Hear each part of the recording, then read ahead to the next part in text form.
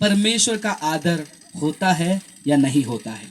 दूसरी बात, क्या वो वस्त्र या फिर कोई भी काम, सिर्फ वस्त्र ही नहीं, कोई भी चीज, कोई भी डेकोरेशन, कोई भी मेकअप, क्या वो मेरे कारण किसी का ठोकर का कारण बन सकता है या नहीं।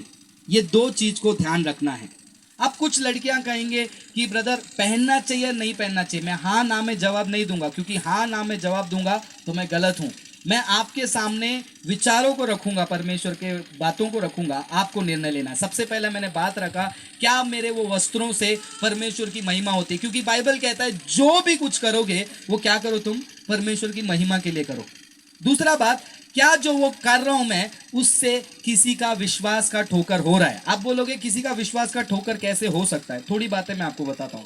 फिर उसके बाद, ये सवाल मुझे तो नहीं लगता किसी लड़की ने लिखा है, किसी लड़के ने लिखा है, मैं 99% इसका गारंटी ले सकता हूं। क्यों मैं वो बताता हूं, क्योंकि लड़कियां सामने से बहुत कम ये सवाल पूछती हैं।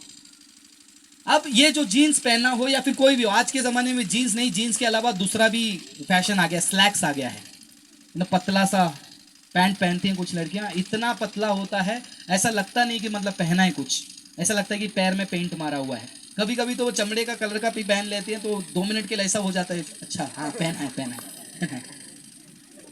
अब यहाँ पर पूछने वाली बात यह है, क्या ये पहनने से परमेश्वर की महिमा होती है, नंबर 1। दूसरी बात, क्या ये किसी को पाप में ढकेल सकती है।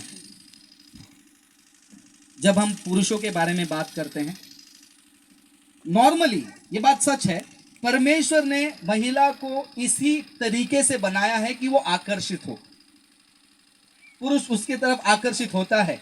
परमेश्वर ने उनको सुंदर बनाया, आकर्षित बनाया, लेकिन क्या मेरा आकर्षण उनको पाप में ढकेलता है, कैसे।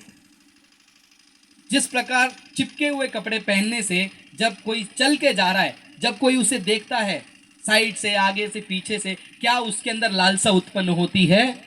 अगर वो लालसा उत्पन्न होती है तो मुझे वो काम करने की जरूरत नहीं है।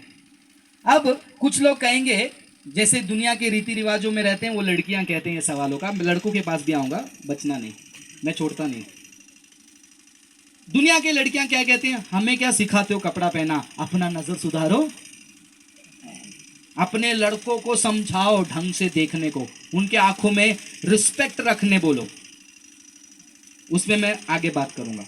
बाइबल क्या कहती है, बाइबल कहती है यदि तुम्हारे भाई को ठोकर मतलब तुम में से अगर किसी छोटे को भी तुम ठोकर करने का कारण बनते हो, तो इससे बेहतर क्या होगा, गले में पत्थर बांधकर कुएं में, है ना। तो बाइबल की शिक्षा क्या कहती है, हमें वो काम भी नहीं करना है, कोई भी छोटे बातों में किसी का ठोकर का काम नहीं बनना है। दूसरी बात, बाइबल कहती है कि इससे बड़ा प्रेम क्या है, जो अपने मित्र के लिए जान भी दे दे, है ना, मित्र के लिए जान भी दे दे। अब हमारे जो मित्र हैं, मान लीजिए जो पुरुष हैं, जो लालसा से भरे हुए हैं, मतलब मैं ऐसे जनरली बता रहा हूँ, जिनको लगता है, कुछ जो महिलाएं कहती है ना, उनके नजर को सुधारो, हम कुछ भी पहने, उनके लिए मैं कह रहा हूँ, मान लेते हैं एक सेकंड के लिए उनका नजर विचार सब गलत है, लेकिन बाइबल आपको कहता है ठोकर का कारण ना बनो। और दूसरा, अपने मित्र के लिए अपना जान देने से बड़ा कोई काम है नहीं, तो जान मत दो, जान मत दो, ये काम करना छोड़ दो। आप उनका ठोकर का कारण नहीं बनना चाहते हो तो ये काम छोड़ दो।